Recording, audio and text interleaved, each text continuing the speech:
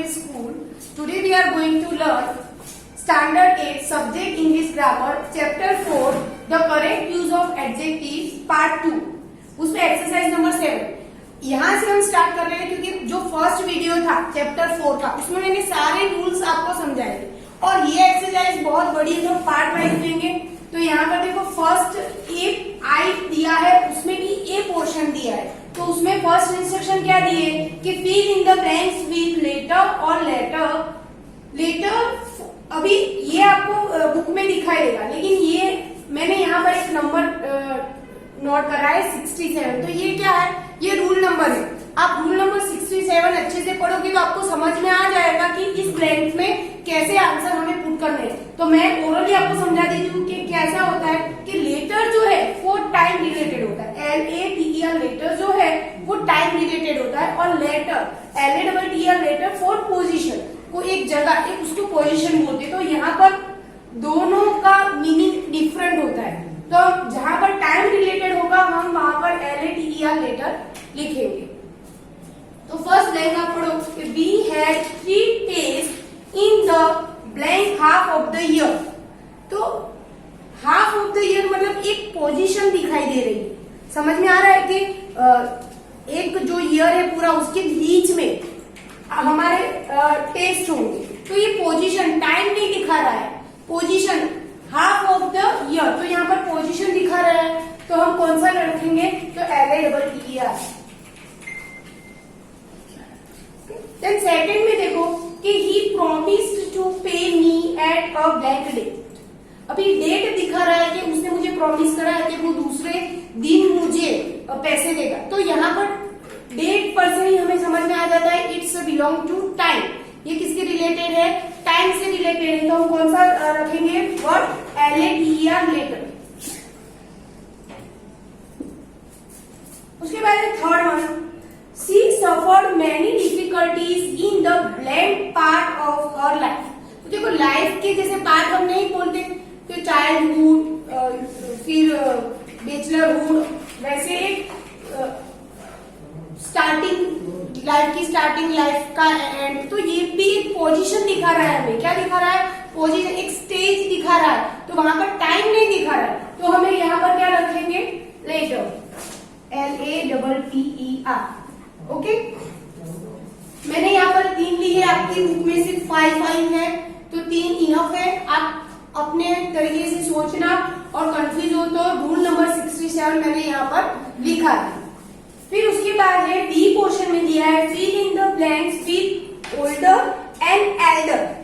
तो देखो older and Elder दोनों, ये जो एल्डर है वो पर्सन के लिए ही यूज होता है, ELDER पर्सन के लिए यूज होता है। दूसरी इसकी मेन थिंग क्या है कि जो एल्डर होते हैं वो उसकी कंपैरिजन किसके साथ होते हैं तो एक ही फैमिली के मेंबर के साथ एल्डर उसकी कंपैरिजन होता है।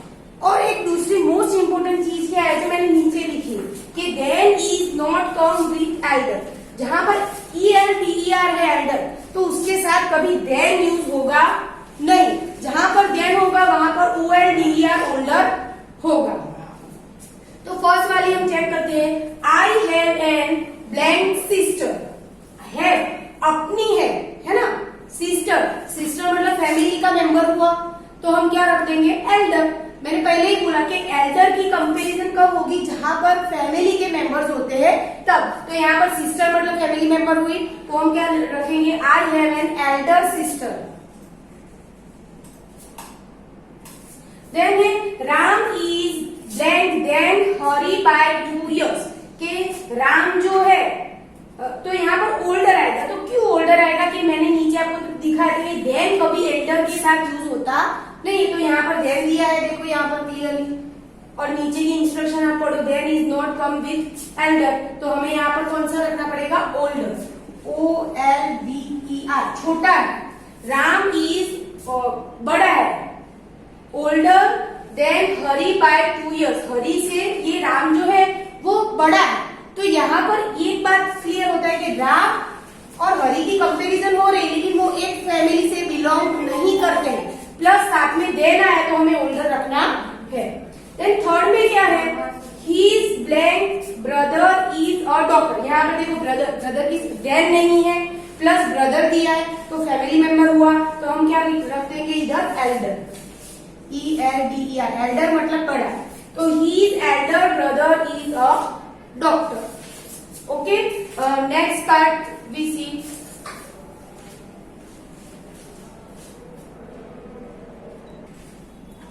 क्वेश्चन 1 के सी में देखो, fill in the blanks with oldest and eldest. यहाँ पर भी सेम मेथड जाएगी कि एल्डर हम किसके लिए यूज कर देते, सेम फैमिली के लिए, तो यहाँ पर यही होगा।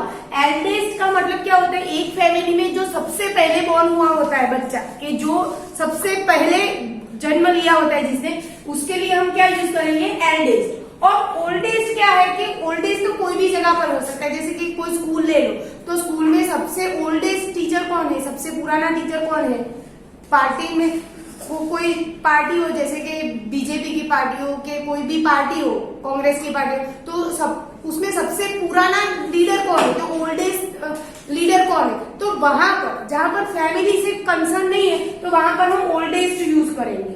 ओके, तो यहाँ पर हम देखेंगे Mona is the blank of my uncle's 5 children. तो ये एक ही फैमिली की बात हो रही है कि मोना क्या है कि मेरे अंकल की जो 5 चिल्ड्रन है उसमें से सबसे बड़ी है ना। तो यहाँ पर जब एक फैमिली की बात हो रही है तो क्या आएगा, eldest, LDEST, eldest.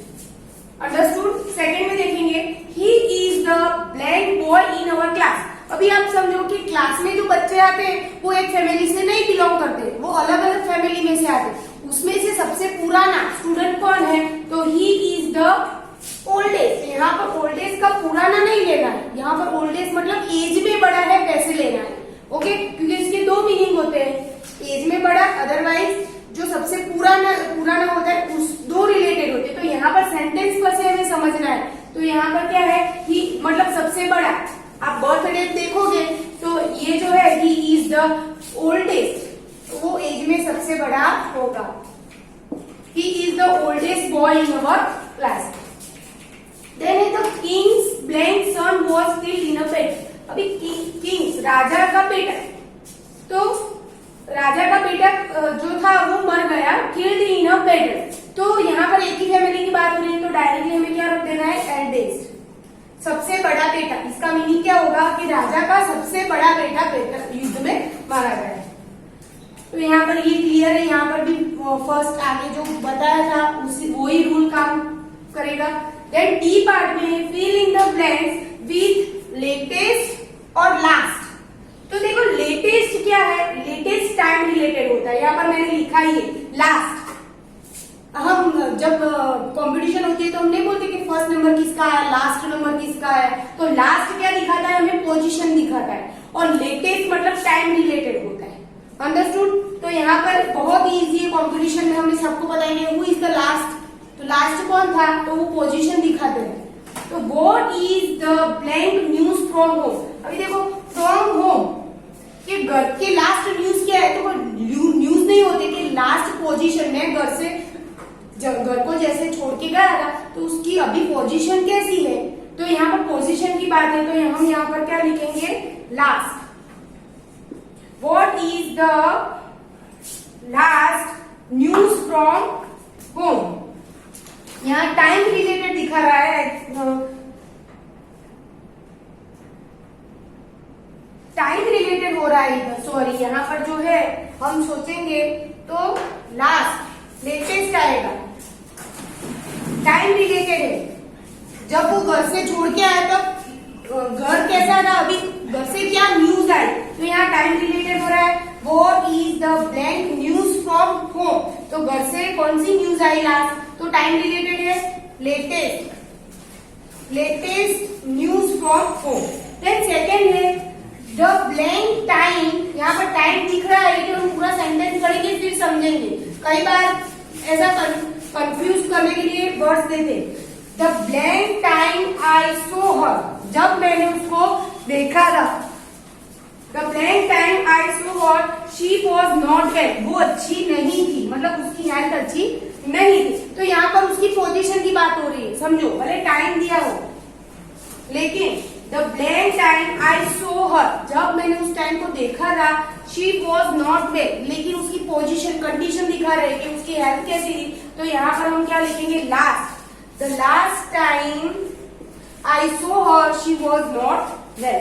Then third में दिया है today is the blank day for the payment of fees. देखो यहाँ पर टाइम दिया है, क्लियरली टाइम दिखाई दे रहा है कि आज ही आपको फीस पे करनी है, यहाँ कोई पोजीशन आ रही नहीं है, तो ये टाइम है। तो today is the last day for the payment of fees. उसके बाद फर्स्ट का क्वेश्चन ई हम सॉल्व करेंगे।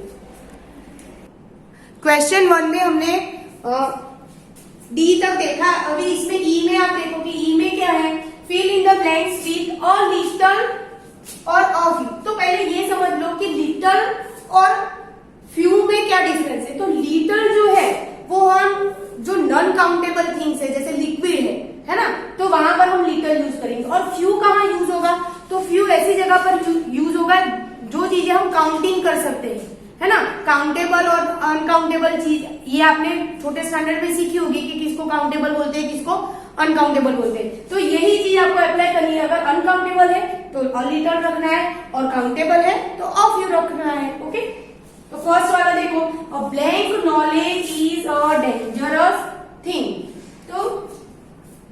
तो यहाँ पर क्या है, नॉलेज है। तो नॉलेज किसमें आएगा वो सोचो कि नॉलेज को हम काउंटिंग कर सकते हैं कि एक नॉलेज है, दो नॉलेज है, नहीं। नॉलेज इज कमिंग अनकाउंटेबल, तो यहाँ पर हम क्या रखेंगे, a little knowledge. A little knowledge is a dangerous thing. Okay. Then next, blank people of this village are educated. तो people है, तो people को हम काउंटिंग कर सकेंगे, है ना, कि 1 person, 2 person, 3 person, 4 person, कितने people है, how many लगाते हैं, how many people, है ना, तो ये वो काउंटेबल में है। तो हम यहाँ पर क्या लगाएंगे, a few people of this village are educated. Then third one, blank chairs will serve purpose. तो यहाँ चेयर्स है, तो चेयर्स काउंटेबल है, तो हम यहाँ डायरेक्टली लगा देंगे अ फ्यू। तो यहाँ पर आपको समझ में आ गया होगा कि लिटल किसमें यूज करना है, तो नॉन काउंटेबल, और फ्यू तो काउंटेबल। यहाँ पर एक डिफरेंस की एफ में देखो, तो हमें क्या इंस्ट्रक्शन दी है कि insert few a few, little a little, whichever is suitable। Okay, तो यहाँ पर मैंने आपको ये तो समझा दिया कि लिटल और फ्यू में क्या डिफरेंस है। अभी फ्यू और ऑफ फ्यू में क्या डिफरेंस है, तो समझ लो कि कोई भी सेंटेंस आपको ऐसे सजेशन, अगर पॉजिटिव है, कोई भी सेंटेंस होता है, दो हमें एक तो पॉजिटिव स्टेटमेंट होता है, नेगेटिव स्टेटमेंट होता है, आपने पढ़ा होगा। तो वो स्टेटमेंट अगर नेगेटिव जा रहा है, तो हमें फ्यू रखना है, और स्टेटमेंट पॉजिटिव है, उसमें से पॉजिटिव थिंग आती है तो ऑफ फ्यू लगाना है। ओके, और लिटल में तो काउंटेबल ना हो ऐसी जगह पे, और उसमें भी जहां पर हमें नेगेटिव थिंकिंग बता रहा है वहां पर लिटल रखना है, और अ लिटल जहां पर पॉजिटिव हकारात्मक है वहां पर हमें क्या लगाना है, अ लिटल। तो फर्स्ट वाला देखिए, तो blank money is better than nothing. तो सबसे पहले समझो कि मनी किस में आएगा। देखो, मनी एक ऑप्शनल में आता है कि मनी अनकाउंटेबल में आता है, रुपीस काउंटेबल में आता है। ये छोटे स्टैंडर्ड में आया था कि अगर रुपीस दिया हो तो वो काउंटेबल में आता है और मनी अनकाउंटेबल में आता है। तो फिक्स हो गया कि लिटल और अ लिटल में से रखना है। और यहाँ जो हमें सेंटेंस दिया है उसका मीनिंग समझो कि blank money is better than nothing. वो हमारे पास बिल्कुल पैसे ना हो, उससे बेहतर है हमारे पास थोड़े पैसे हो। तो हमें यहाँ क्या आएगा, a little. A little money is better than nothing। तो यहाँ पर पॉजिटिव थिंग हमें दिखाई दे रही है, that's why we are putting a little। Then second है, I need blank days rest। मुझे थोड़े दिन के लिए रेस्ट चाहिए, तो डेज है, तो डेज मतलब काउंटेबल, और फ्यू और अ फ्यू, तो फ्यू तो कोई मतलब नहीं रहेगा, यहाँ पर पॉजिटिव थिंकिंग है। आई नीड मुझे चाहिए, तो अ फ्यू डेज रेस्ट, क्योंकि पॉजिटिव लेंगे तो ही हमें बीमार हो के कुछ भी हो उसमें से बाहर निकलेंगे। तो आई नीड मुझे जरूरत है a few days rest. Then third one है, his condition is so serious that there is blank